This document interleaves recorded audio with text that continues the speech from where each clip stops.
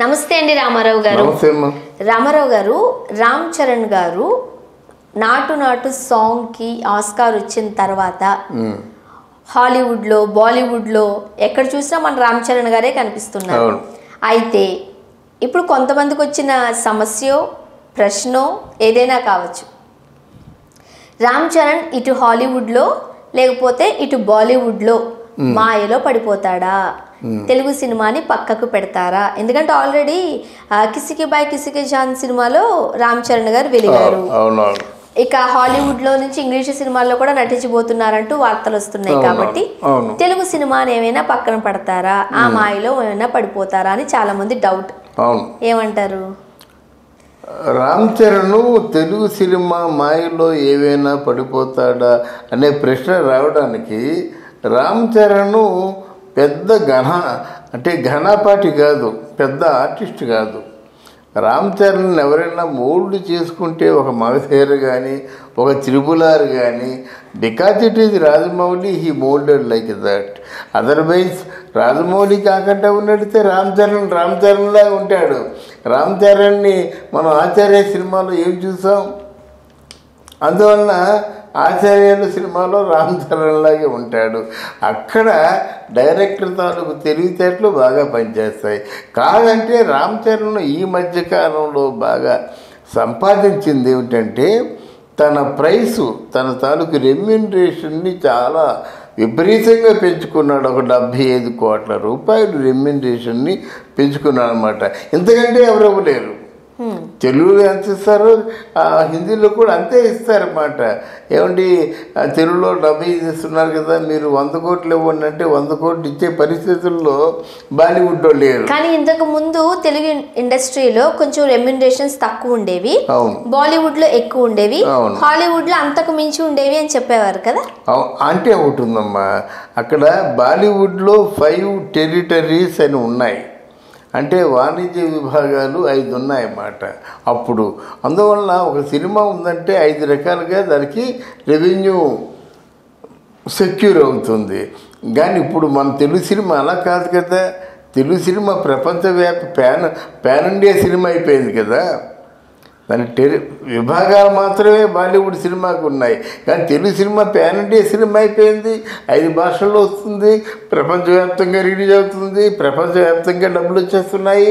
ఒక్కొక్క సినిమాకి 1500 కోట్లు అంటే అది మామూలు విషయమా? అందువల్ల తెలుగు సినిమాకి వాళ్ళు లభించినప్పుడు కూడా తిరిగి డబ్బు వస్తుంది. కానీ హిందీ సినిమాల్లో మొదట్లో ఉన్నటువంటి హిందీ మేకర్స్ లేరు, మొదట్లో ఉన్నటువంటి హిందీ ఆర్టిస్టులు లేరు. ఒకసారి గండి పడింది, బాలీవుడ్ సినిమాకి గండి పడింది అన్నమాట. తెలుగు సినిమా వాళ్ళని చూసి కొత్త ఉడిగిపోతున్నారు అన్నమాట. ఏంటి మన బాలీవుడ్ ఎలాగైపోయింది? అంటే తెలుగు టాలీవుడ్కి మనం సమాధానమే చెప్పలేమా? టాలీవుడ్ని మించిన సినిమాలు మనం చేయలేమా? టాలీవుడ్ని మించిన డైరెక్టర్సే మనకి లేరా? ఇలా రకరకాలుగా ఆలోచనలు పడి చాలా కింద మీద పడుతున్నారు అన్నమాట. అక్కస్తో ఉన్నారు.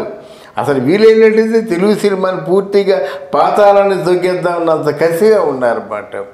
అందువల్ల ఇప్పుడు మా రామ్ చరణ్ అంటే హిందీ బాలీవుడ్కి వెళ్ళిపోతారనేటువంటి భయం నాకు లేదు. ఎందుకంటే బాలీవుడ్ కంటే టాలీవుడ్ బెటర్గా ఉంది కదా.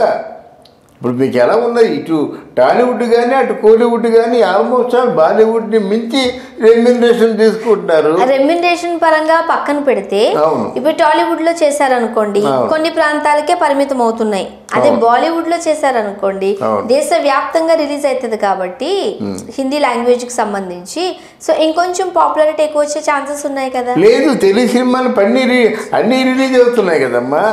తెలుగు సినిమాలు రిలీజ్ కాకుండా ఎక్కడున్నాయి?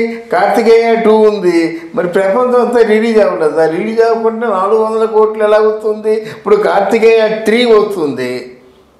దీన్ని ఏమనుకోవాలి బిజినెస్ పరంగా. అలాగే ఇప్పుడు కోలీవుడ్ కూడా ఏం చేస్తున్నారు? అంతకుముందు కోలీవుడ్ సినిమాలు ఎవరు చూసేవారు కాదు.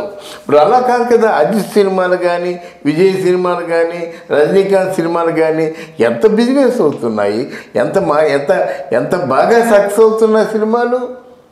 అయితే ఇక్కడ కోలీవుడ్ బాగానే ఉంది, యంగ్గా ఉంది.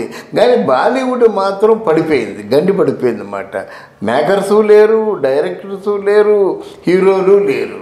అందువల్ల అక్కడ కొంచెం ప్రాబ్లం ఉంది కనుక ఈ బాలీవుడ్ వెళ్తారనేటువంటి భయం నాకు లేదు. ఇంకా హాలీవుడ్కి వెళ్తే వెళ్ళొచ్చు.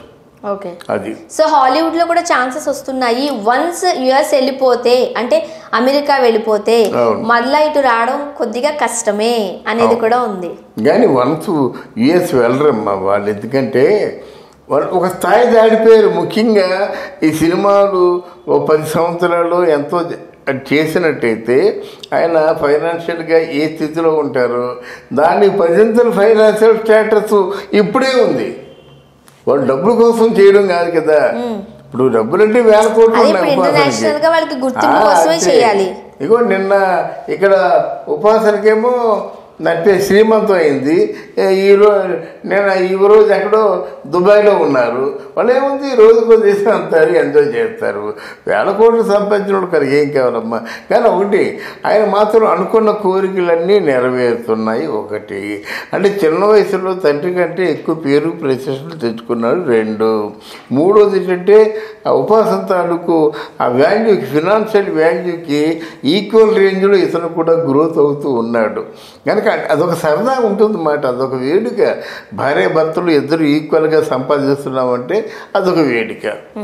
అది so is enjoying his career. ఇప్పుడు మనం మహేష్ బాబు గారిని కదిలించామనుకోండి, తెలుగు సినిమాల్లోనే లేకపోతే తెలుగు ఇండస్ట్రీలోనే నేను చేయాల్సిన సినిమాలు ఇంకా చాలా ఉన్నాయి, ఇక్కడే నాకు వర్క్ చాలా ఉంది, ఇవి కంప్లీట్ అయ్యాక అప్పుడు బాలీవుడ్ సంగతి చూద్దాం అంటారు. బట్ అదే స్టేట్మెంట్ మన రామ్ చరణ్ గారు ఇచ్చే ఛాన్సెస్ ఉన్నాయా? ఇస్తారా? అంటే మహేష్ బాబు ఆయనకు ఉన్నటువంటి ఆలోచనలన్నీ ఫిక్స్డ్గా ఉంటాయి. తర్వాత ఏమో బిజినెస్ పరంగా కూడా చాలా ఫిక్స్డ్గా, బిజినెస్ పరంగా మంచి థియేటర్లు, మంచి కమర్షియల్ కాంప్లెక్స్లు ఇవన్నీ ఉన్నాయన్నమాట. ఇప్పుడు ఆంధ్రాబాద్గా సినిమా చేసేద్దాం అన్నటువంటి తొందరపాటు లేదు. మూడోది ఏంటంటే ఇక్కడ మన రాజమౌళితో సినిమా ఉంది, అది 1000 కోట్లు అంటున్నారు. అది పెద్ద రెస్పాన్సిబిలిటీ. ఆయనకి బాండింగు ప్లస్ రెస్పాన్సిబిలిటీ. బాండింగ్ ఎవరితో? రాజమౌళితో బాండింగ్ ఉంది, కానీ రెస్పాన్సిబిలిటీ అది 2 years అవని 3 years అవని మిగతా సినిమాల్లో జోక్యం చేసుకుంటా ఈ సినిమాకి న్యాయం చేయాలి. కనుక ఆయనకి ఇట్లాంటి అంటే 10 ఆలోచనలు ఉండవు. ముందు ఒప్పుకున్న సినిమాకి ఏదో న్యాయం చేసినట్టయితే తర్వాత చూసుకోవచ్చు. ఒకటి. రెండవది ఏంటంటే బాలీవుడ్ అంటే పెద్ద గౌరవం లేదు, పెద్ద రెస్పెక్ట్ లేదు. చాలు మా తెలుగు సినిమా చాలు అంటాడనమాట. అందువల్ల బాలీవుడ్కి మహేష్ బాబు అవకాశాలు లేవు. సో రామ్ చరణ్ గారే ఎట్లా ఉండబోతున్నారు? దట్టు సల్మాన్ ఖాన్ తో వాళ్ళ ఫాదర్ మంచి ఫ్రెండ్షిప్ ఉంది. సో సల్మాన్ ఖాన్ గారితో ఎప్పుడైతే ఆ ఎంకమ్మ సాంగ్ లో కనిపించారో ఇంకా ఒక్కసారిగా రామ్ చరణ్ గారు వెళ్ళిపోతున్నారా బాలీవుడ్ కి అనే వార్తలు వచ్చేసాయి. లేదండి, లేదు. రామ్ చరణ్ చాలా తెలివైనాడు. కృష్ణ గారికి మన ఎవరు చిరంజీవి గారి కంటే కోట్లు అంటే వింతండి. రామ్ చరణ్కి అలా కాదు కదా. పెళ్లి చేసుకోగానే కొన్ని 1000 కోట్ల రూపాయలకి అధిపతి అయిపోయాడు. ఆయనకి ఏముంది, పెద్ద సమస్య కాదు. Thank you so much.